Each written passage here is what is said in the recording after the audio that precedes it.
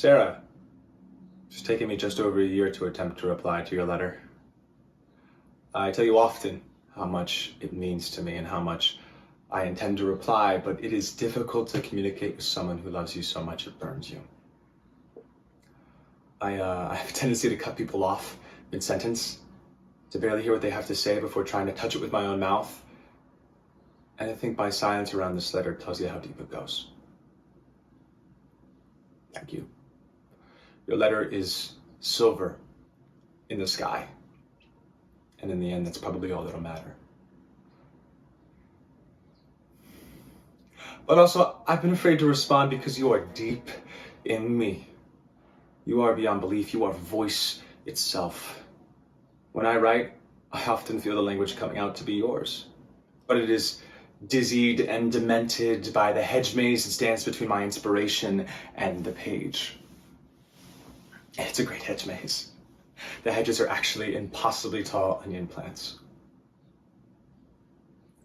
But above voice, there's this belief, perhaps situated on a pile of priceless blue Legos, that I'm unable to believe in a committed way in the afterlife that you have taken from your dreams and given to me as a glowing gift.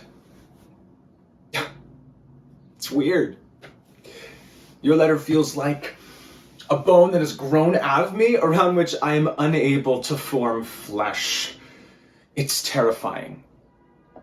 Broken down, the storm of codes that happen to coexist in my brain seem to me perfectly willing to part from one another.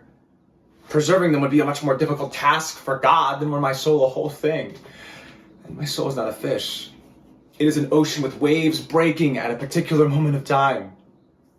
And that's another thing. I think I am time. But not time. Rather, I am my time. My mind feels like a set of lapis lazuli stairs falling apart. And all I want is to be told, it's all right. We rebuild it every day. But what is the it?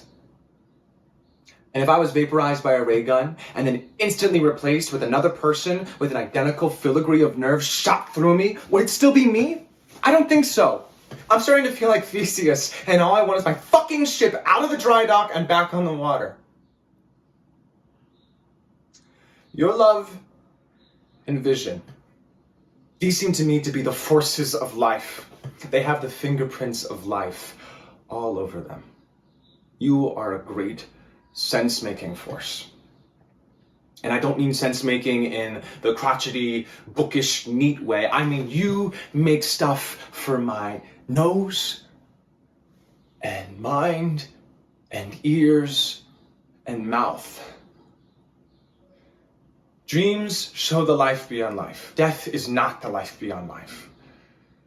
We are living heaven every day, and death is punching the clock out.